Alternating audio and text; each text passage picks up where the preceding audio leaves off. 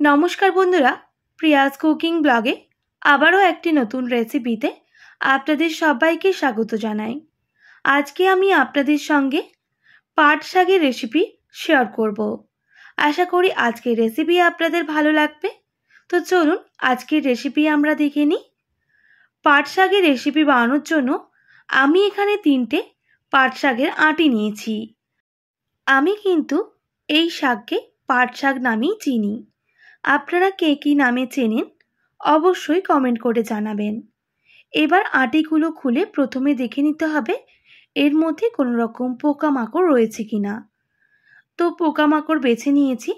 এরপর ডাঁটাগুলো বাদ দিয়ে শাকগুলো নিয়ে নিতে হবে।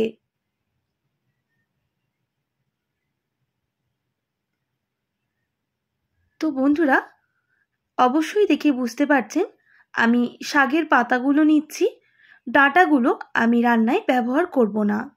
এইভাবে সমস্ত শাকগুলো বেছে নিতে হবে।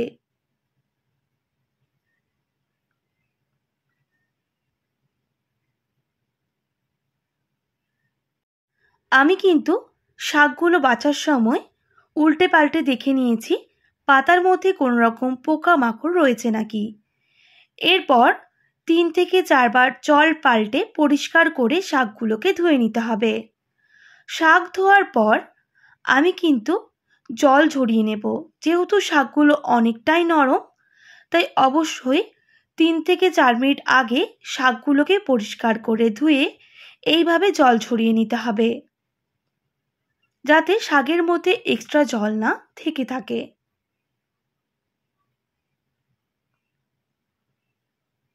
আর অবশ্যই আপনারা দেখে বুঝতে পারছেন শাকটা কতটা নরম। এরপর একটা কড়াই বসিয়ে দেব। কড়াইটা গরম হয়ে গেলে দিয়ে দিতে হবে 1 টেবিল চামচ সর্ষের তেল।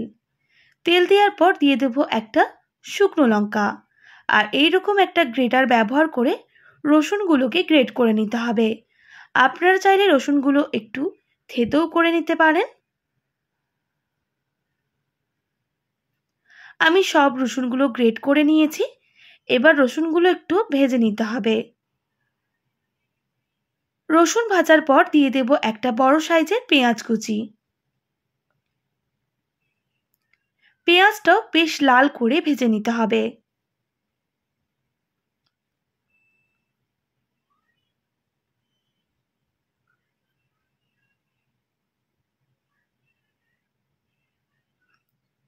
পেঁয়াজটা লাল করে যখন ভাজা হয়ে যাবে তখন রসুনটাও কিন্তু কাঁচা গন্ধটা চলে যাবে। এই সময় জল ঝরিয়ে রাখা শাকগুলো দিয়ে দিতে হবে। গ্যাসের ফ্লেমটা একদম মিডিয়াম করা যাবে না, হাই ফ্লেমেই কিন্তু শাকগুলো ভেজে নেব। এবার শাকগুলো পেঁয়াজের সাথে মিক্স করে নিতে হবে। আর দিয়ে দিতে হবে স্বাদ মতো লবণ আর সামান্য হলুদের গুঁড়ো।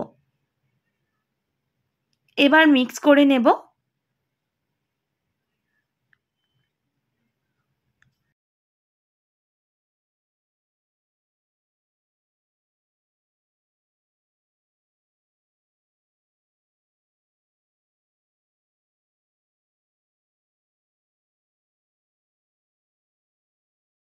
এগুলো কিন্তু খুব ভালো করে মিক্স করে নিতে হবে।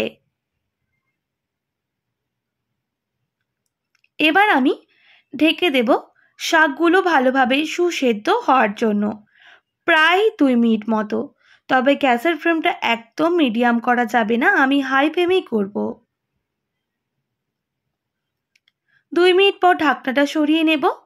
দেখতেই পাচ্ছেন শাকটা যেহেতু অনেকটাই নরম, শাক থেকে যে এক্সট্রা জলটা সেটা কিন্তু ছেড়ে দিয়েছে। তাই 3 থেকে 4 মিনিট অবশ্যই শাকটা ধোয়ার পর জল ঝরিয়ে নিতে হবে, না হলে শাকটা একটুকুনো খেতে ভালো লাগবে না।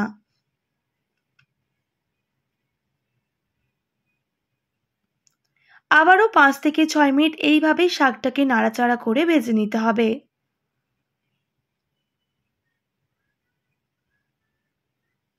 দেখতেই পাচ্ছেন জলটা কিন্তু অনেকটাই শুকনো হয়ে এসেছে।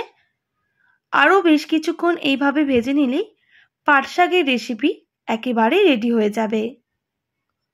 আর যেহেতু অনেকটাই নরম ছিল তাই শাকটা কিন্তু আমাদের অনেকটাই কমে এসেছে। শাক যদি আপনারা চাইতেন জল ছড়িয়ে নেওয়ার জন্য সেদ্ধ করার পর, তাহলে শাকগুলো একদম হরহরে করতো, খেতে ভালো লাগতো না। এইভাবে আরও 1 থেকে 1.5 মিনিট ভেজে নিতে হবে। আমি কিন্তু গ্যাসের ফ্লেমটা একদম মিডিয়াম করিনি, হাই ফ্লেমেই কিন্তু শাকটা ভেজে নিয়েছি। দেখেই বুঝতে পারছেন শাকটা কিন্তু অনেকটাই ঝরঝরে হয়ে গেছে, আর শাকের যে এক্সট্রা জলটা সেটাও শুকনো হয়ে গেছে। এবার গ্যাসের ফ্লেমটা অফ করে দিতে হবে আর নামিয়ে নিতে হবে। পাট শাক ভাজার রেসিপি একেবারেই রেডি। গরম ভাতের সাথে এই পাট শাক ভাজা হলে কিন্তু এক নিমেষেই ভাত শেষ হয়ে যাবে, এতটাই টেস্টি হয়। আজকের রেসিপি আপনাদের কেমন লাগলো অবশ্যই কমেন্ট করে জানাবেন, আর বাড়িতে এইভাবে পাট শাক ভাজা বানাবেন। আশা করি আজকের রেসিপি আপনাদের ভালো লেগেছে। ভালো লেগে থাকলে অবশ্যই একটি like, comment, share and subscribe করে আমার পাশে থাকার অনুরোধ রইল। পাশে থাকা বেল আইকনটিও প্রেস করে দেবেন, তাহলে নিত্য নতুন রান্নার ভিডিওগুলি আপনাদের কাছে পৌঁছে যাবে। আজকের মতো এতটাই। আবারও নতুন কোনো রেসিপি নিয়ে দেখা হবে। আপনারা ভালো থাকবেন, সুস্থ থাকবেন, আর এতক্ষণ আমার সঙ্গে থাকার জন্য অনেক ধন্যবাদ আপনাদের সবাইকে।